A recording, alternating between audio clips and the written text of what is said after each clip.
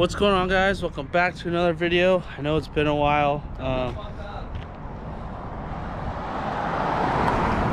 I just haven't, got around to doing much lately. Been busy for the winter time, but we're back here. Got the GST. Today we're going to do some boosted fabrication parts. These are fender braces, which we are probably going to do, but maybe not. This is the tubular front cross member. It's got a poly roll stop mount, a toe spot, well, a jack point and a toe hook, so that'll be a nice piece. That's just stock replacement for the factory thing. I forget exactly what he told me, but he said it shaves a couple pounds if you're to the point where a couple pounds matter on your vehicle. Then yeah, here's the other fender brace. The only problem with these, having the Carbonetics AR vented fenders, they kind of like go, I can't see my GoPro, they go up into the fender well right there. That's the carbon wrap that looks bad, so I might have to trim some of this fender to fit those, but I'm not positive yet. So gosh, I cracked this. Yeah, I'm gonna pull off the front bumper, get that tubular cross member on, and I guess just see how it looks for now. The cross member is super simple install. If you've never taken it off before, it's pretty easy. I'll show you how. Also, don't make fun of this heap. I put this thing together with zip ties years ago. So those two 17s right there, just go right here to the front. Mine are all bent because my car used to be slammed. And then there's your roll stop bolt, and you've got to take off this, I don't know what you want to call it, suspension plate bracket thingy. And then there's a 14 that goes into here in the middle, which is kind of the bigger long one. And there's another one in the back, this one in the middle. So I'll drop this plate, hopefully not on my face. Come out. Alright. And this last one. So you can see that's a little bit smaller of a 14 than the big one. And then I usually leave the roll stop bolt in, that way when this drops doesn't drop on your face. This is my really ghetto wideband wire. Probably gonna need to cut that. Dave, you want to give me those clippers? Yeah. Actually, I could probably just slide it out, to be honest. So let's see, try to get this thing. Sorry if you guys can't see him. I'm armpitting the camera real quick. Alright. But yeah, just pop this out. Pull out the other side. Pull this down. Just slide it out forward of my ghetto zip tie job.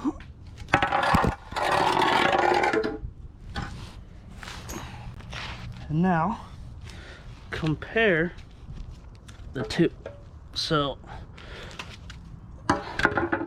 stock, gross, covered in grime, not stock. So I might actually need to find different hardware for this.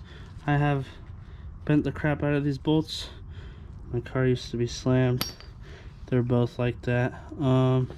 This looks like you could probably just bolt up a flat 17, I don't know, M12, M14. But you don't have to transfer your old mount or nothing. You can see I had the poly inserts and they're kind of blown out. This one's nice. It actually looks tighter too, so might even do a better job as a roll stop. But besides that, yeah, I mean, you use all the same hardware for the rest of it. I'm sure these bolts will work in the front. Mine just might not because they're all bent, so I'll probably find new ones for those and get that all bolted up and then show you what it looks like. Alright, so we got the new one all in there. You can kind of see from the top. It just looks like there's way more space coming down here. From the bottom, that's what it looks like. So you got a toe hook, lift point. It bolted right up to everything. Basically used all the same hardware. I did go and buy different bolts for the front ones because my big cone ones were all bent. It's an M12 by 1.25 thread pitch, and I got the 60 mils, so 2.5 inches, whatever. And they fit pretty good, and then I just got lock washers for it.